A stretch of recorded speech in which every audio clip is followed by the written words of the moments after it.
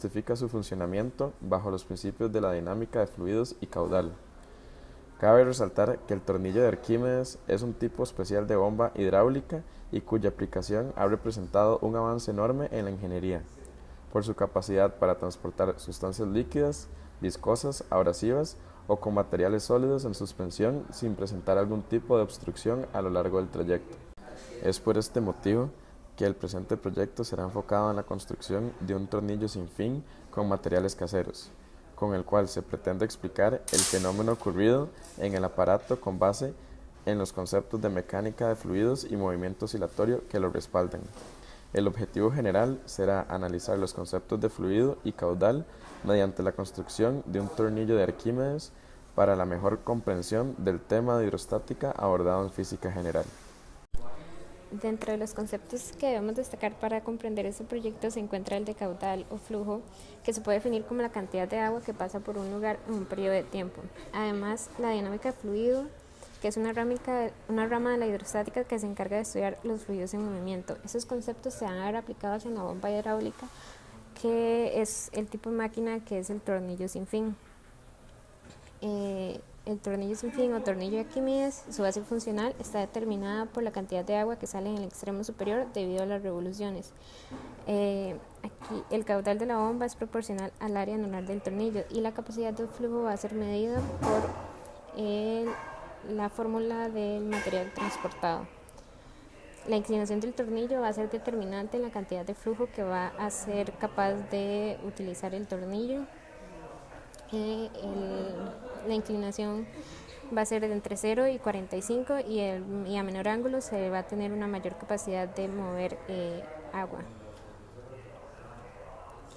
También debemos comprender el movimiento periódico. Para comprender el movimiento periódico se deben entender los conceptos de frecuencia, el cual que es el número de ciclos en un periodo de tiempo, el periodo, que es el tiempo que tarda un ciclo, la velocidad angular, que representa la velocidad de cambio de una cantidad angular, y la velocidad lineal, la cual representa la velocidad de las partes en movimiento, de las partículas en movimiento. En la siguiente tabla vamos a ver los valores que tuvimos en cierto tiempo. Tuvimos 80 revoluciones por minuto. El diámetro del tubo es de 0,0381 y el diámetro de la manguera es de 0,009525. Para obtener la frecuencia, que son 80 Hz, el periodo, que serían 0,0125 segundos, la frecuencia angular, que sería de 502,65 radianes, la velocidad lineal, que sería de 0,1596 metros por segundo. Anterior se pudo calcular el caudal de la manguera sin tener una forma de hélice. Para este caso se utiliza la fórmula de Q es igual al área por la velocidad lineal. El área se calcula mediante el radio al cuadrado por pi y se utiliza la velocidad lineal que se obtuvo en el ejercicio anterior. En este caso se obtiene que el caudal va a ser de 1,14 por 10 a la menos 5 metros cúbicos por segundo. Se realizan las conversiones pertinentes para poder expresar el resultado en mililitros por minuto, dando como resultado 682 mililitros por minuto. Posteriormente se calcula el ángulo de inclinación para cada modelo, utilizando primeramente una altura de 33 centímetros. En este caso, por medio de relaciones trigonométricas, se obtiene que el ángulo de inclinación es de 37,67 grados. Para una altura de 18 centímetros, se tiene que el ángulo va a ser de 19,47. Experimentalmente se midió cuánto volumen se obtuvo al realizar las diferentes revoluciones del tornillo. Para el ángulo de 37,67 grados se obtuvo 55 mililitros y para el ángulo de 19,47 se obtuvieron 160 mililitros.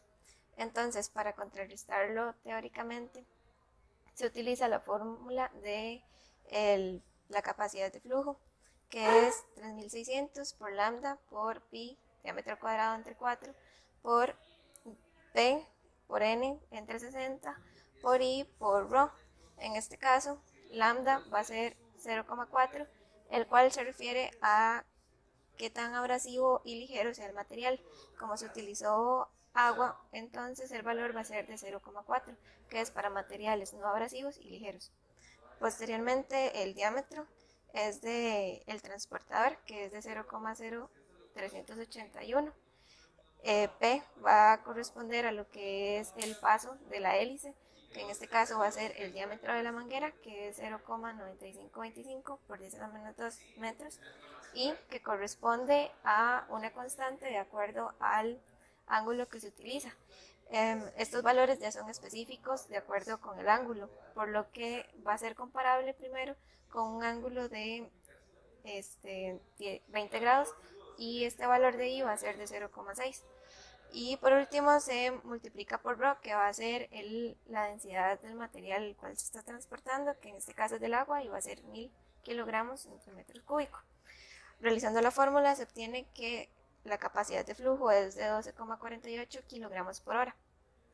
Realizando diferentes conversiones para poder expresarlo en mililitros por minuto, se obtiene que la capacidad de flujo va a ser 208 mililitros por minuto. Se hace lo mismo, pero para un ángulo de inclinación de 40 grados, para poder compararlo entonces con el ángulo que teníamos de 37,67. En este caso, lambda va a ser 0,4, igual porque el material es ligero y no abrasivo. Lo único que cambia acá va a ser I, que va a ser para 0,2, porque va a ser entonces para un ángulo de 40. En este caso se tiene que el resultado es de 4,16 kilogramos por hora. Realizando las conversiones necesarias se obtiene que la capacidad de flujo va a ser de 69,3 mililitros por minuto. Esto nos demuestra que la parte experimental está relacionada con la teórica, pues para un ángulo de 19,47 grados se obtuvieron 160 mililitros, y la teoría nos dice que para un ángulo de 20 grados, que es cercano a este valor, se debían obtener 208 mililitros por minuto.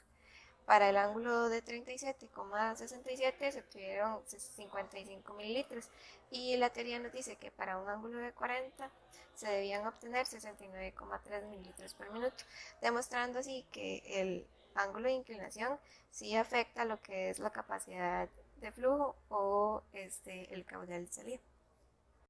Conclusiones del proyecto. Se puede concluir que el ángulo de inclinación afecta de manera directa el caudal de salida, por lo que si se tiene menor ángulo de inclinación se va a obtener mayor caudal. También se puede observar que el movimiento oscilatorio que se genera con el tornillo sin fin permite calcular la frecuencia, el periodo, la velocidad angular y la velocidad lineal.